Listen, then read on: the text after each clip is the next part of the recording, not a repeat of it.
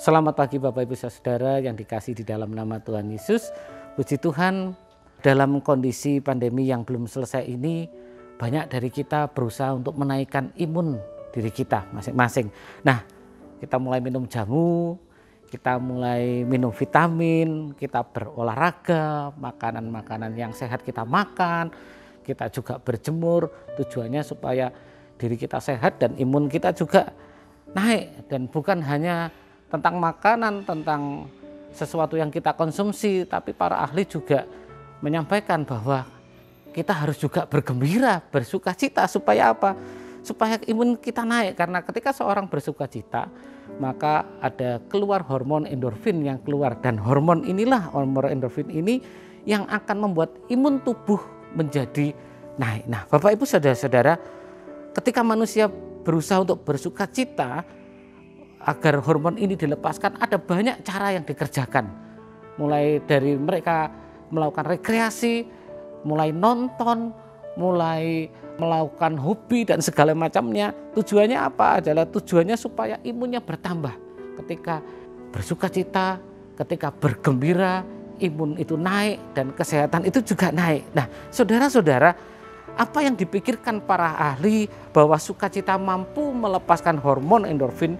Alkitab juga berkata demikian. Dalam Amsal 17 ayat 22 berkata demikian. Hati yang gembira adalah obat yang manjur, tetapi semangat yang patah itu mengeringkan tulang. Apa yang sebenarnya ingin disampaikan Amsal 17 ayat 22 ini? Alkitab memang mengajak kita untuk bersuka cita. Tapi apakah ajakan Alkitab ini seperti yang dunia lakukan? Dengan rekreasi, dengan menjalankan hobi, lalu dengan berjalan-jalan dan sebagainya, tentu berbeda dengan apa yang dikatakan Alkitab tentang cara kita untuk mendapatkan sukacita. Mari kita baca dalam Filipi 4 ayat yang keempat, dan ini adalah ayat mas kita pagi hari ini. Bersukacitalah senantiasa dalam Tuhan. Sekali lagi kukatakan bersukacitalah. Bapak Ibu Saudara, ketika ayat ini berkata bersukacitalah di dalam Tuhan, sekali lagi kukatakan bersukacitalah, ada penegasan. 2 kali dikatakan bersukacitalah, bersukacitalah. Artinya ada sesuatu yang penting dengan bersukacita ini. Ada 2 poin yang pagi hari ini kita sama-sama belajar. Yang pertama, ketika dikatakan bersukacitalah selalu senantiasa di dalam Tuhan. Artinya kita diwajibkan bersukacita bukan hanya dalam kondisi baik, tetapi dalam kondisi buruk pun kita harus bersukacita. Dan sukacita ini harus terus-menerus. Dari setiap detik, setiap menit, setiap jam, setiap hari, setiap seterusnya sukacita ini harus ada. Dan Bapak Ibu Saudara-saudara, poin yang kedua, pertanyaannya bagaimana kita bisa bersukacita? Bukankah selama ini kita bersukacita karena keadaan di luar kita yang mempengaruhi kehidupan kita? Namun dari Filipi 4 ayat 4 ini kita bisa belajar bahwa kita bisa bersukacita bukan karena keadaan yang ada di sekeliling kita. Sukacita sesuai dengan Filipi 4 ayat yang keempat adalah sukacita karena kita memiliki hubungan dengan Tuhan. Kata bersukacitalah senantiasa di dalam Tuhan.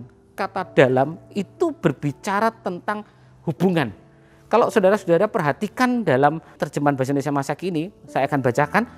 Semoga kalian selalu bergembira karena kalian sudah hidup bersatu dengan Tuhan. Sekali lagi saya berkata, bergembiralah. Ini bicara tentang relasi, ini bicara tentang hubungan.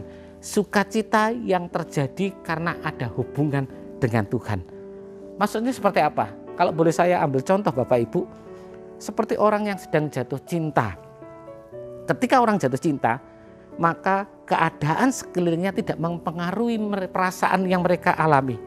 Bahkan ada satu jargon begitu ya, tai kucing aja bisa rasa coklat ketika orang itu jatuh cinta. Ketika hujan deras terjadi, buat orang yang sedang jatuh cinta bersama dengan pasangan, itu adalah momen-momen yang romantis. Tapi bukan orang yang sendirian, ketika hujan deras terjadi, itu menyusahkan. Dan Bapak Ibu Saudara, ketika orang sedang jatuh cinta naik sepeda motor, ban motornya kempes, itu satu momen yang romantis. Karena apa? karena bersama dengan pasangannya. Romantis ini terjadi karena apa? Karena ada hubungan dua orang ini tadi. Dan mereka berdua dan tidak sendirian. Dan hal ini mendatangkan sukacita. Lewat Filipi 4 ayat 4 ini Paulus ingin mengajak kita untuk memiliki hubungan pribadi dengan Tuhan sebagai kekasih hati kita. Sebagai kekasih jiwa kita. Hubungan ini akan mendatangkan sukacita ketika kita punya hubungan dengan Tuhan senantiasa dalam keadaan apapun. Karena apa? Karena Tuhan adalah Tuhan yang memahami kehidupan kita. Tuhan adalah Tuhan yang mengerti kehidupan kita. Tuhan adalah pasangan kekasih kita yang selalu ada dalam keadaan apapun juga. Dan sukacita yang berasal dari hubungan kita dengan Tuhan ini bukan menghasilkan endorfin biasa, tetapi menghasilkan endorfin ilahi. Dan saudara-saudara, endorfin ilahi ini juga yang membuat Stefanus mampu menghadapi rajaman batu mahkamah agama dengan tetap berdoa kepada Tuhan. Dan lewat endorfin ilahi ini juga akan muncul imun booster ilahi yang akan membuat kita menjadi kuat untuk menghadapi semua tantangan yang terjadi saat-saat ini. Mari jaga hubungan kita dengan Tuhan supaya sukacita itu muncul dalam hidup kita. Bukan karena keadaan, bukan karena kondisi, tapi karena kita punya hubungan dengan Tuhan. Dan hubungan itu akan menghasilkan endorfin ilahi yang juga akan menghasilkan imun booster ilahi yang akan membuat kita tetap kuat menghadapi tantangan ini. Mari kita berdoa. Kami mengucap syukur Tuhan, berterima kasih buat pagi hari ini Tuhan. Kami diingatkan kembali untuk kami punya hubungan secara pribadi dengan Engkau. Hubungan dengan kekasih hati kami. Hubungan dengan kekasih jiwa kami Tuhan. Dimana ketika kami punya hubungan dengan Engkau Tuhan, akan menimbulkan sukacita di dalam kehidupan kami. Bukan karena keadaan luar, tapi karena Engkau yang mengerti kami, karena Engkau yang ada bersama dengan kami, karena Engkau yang selalu menyertai kehidupan kami, sehingga kami boleh kuat menghadapi setiap tantangan Tuhan dalam hari-hari ini Tuhan.